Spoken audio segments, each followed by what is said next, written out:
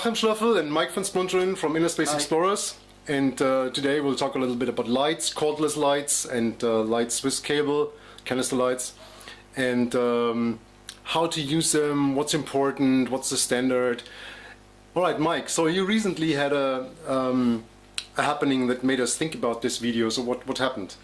Well, you know, like, we have now these beautiful handheld cordless lights that work really fine nowadays. They got plenty of burn time. They got they're powerful enough to use in technical diving. Not like 10-15 years ago this was impossible. But we have these lights now. Some people show up on courses with these lights. So as you guys probably know, normally in traditionally we use canister lights on the right side. We put the long hose under it. And well, you know, I just noticed a few problems in the sense that, you know, people lose a little bit the basic idea of how it used to be. Well, that's not really a problem, but there's of course a few other problems, like that you can lose a light that is different to clip off. If you move it from your left hand, like we used on the left hand, to the right hand, you see lights without Goodman handles, which for us is a must. Yeah, it looks a little bit like people.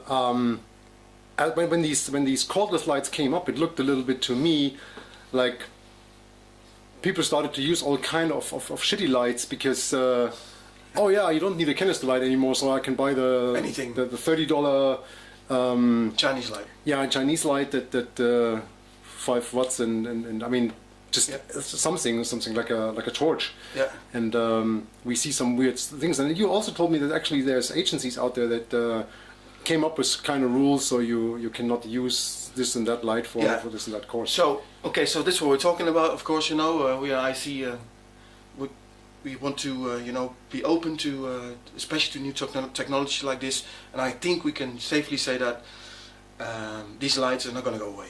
They're going to stay. No, actually, I mean, when you look at the development of the industry in the early days, where we had these huge battery packs with lead acid batteries in there and 50-watt halogen bulbs, and then the batteries got better, and then came the HID technology, and then it was HID with naked batteries, and then came the LED technology, and the lights became brighter and the battery packs became smaller, and at some point there was no reason for a separate battery pack anymore.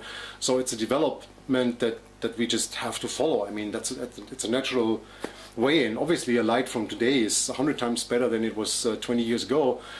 So we just have to learn how to adapt our standards and our procedures to this new technology and the smaller lights that come along with it. Yeah, so I think, you know, this is unstoppable. So, but also in technical diving or in cave diving, people will use these lights because there's so many advantages to it, and so we're not going to have anything that says you cannot use a light. I think. Yeah. We can safely say that, but we need to come up with something, because I'll be honest with you. You know, I've started using one of these lights as well, and I found out, you know, sometimes you move the light from your left hand to your right D-ring. Well, we always do. Of course, this is a moment that you can lose the light, and well, it happened to me. I'll be honest with you.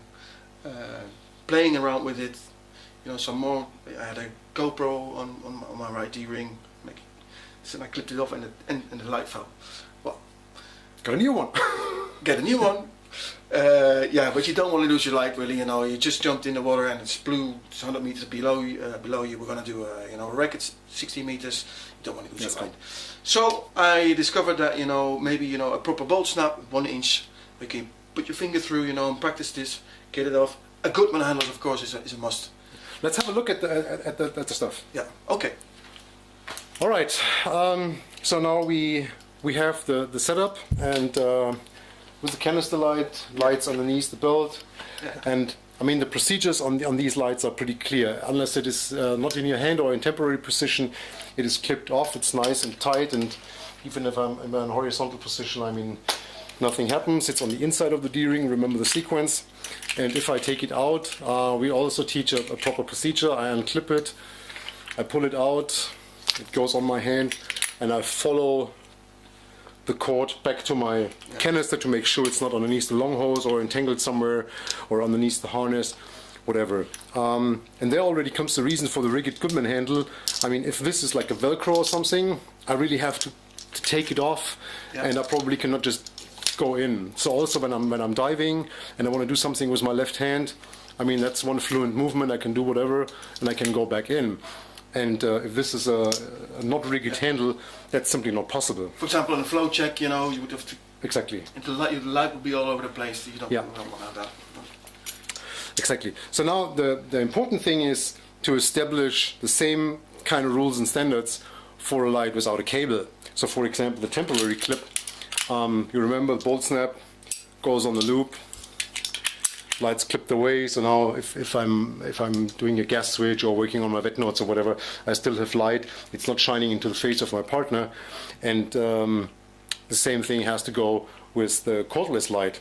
So I would love to show you with my alien light, but some asshole stole it. So hope you have fun with it. So we improvise a little bit. So look at that, cordless. Oh, beautiful. Nice, huh? Yeah.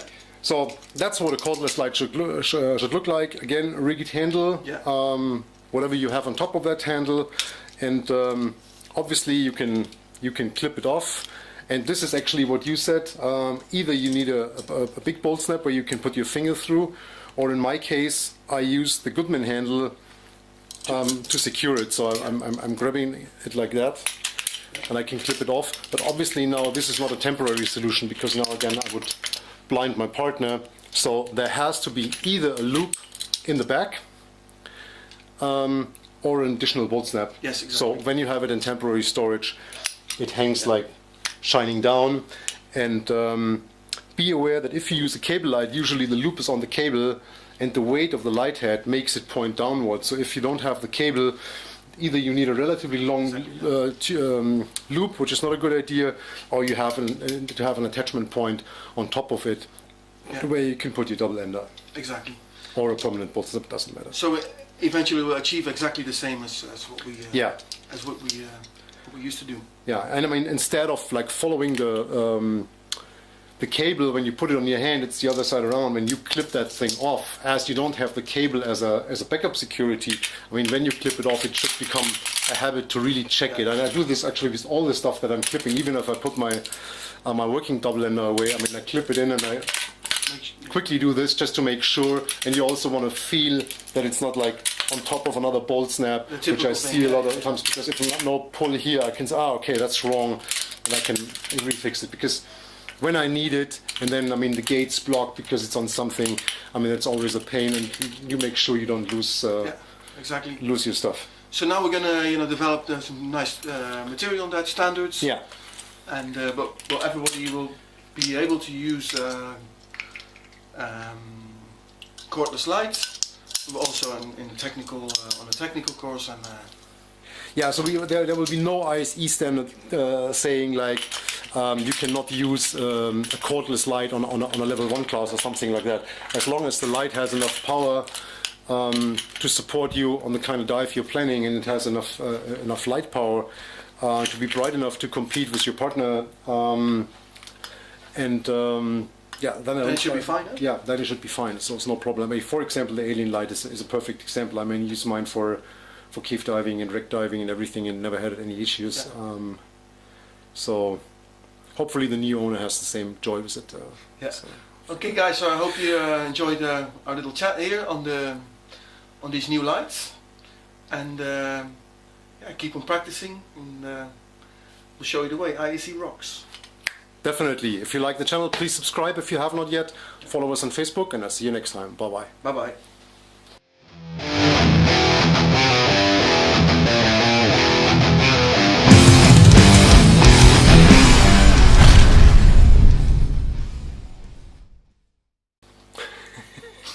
Just start the thing again, because otherwise...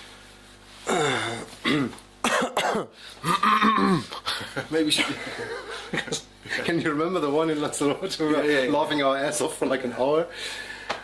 That's not good, we repeat that.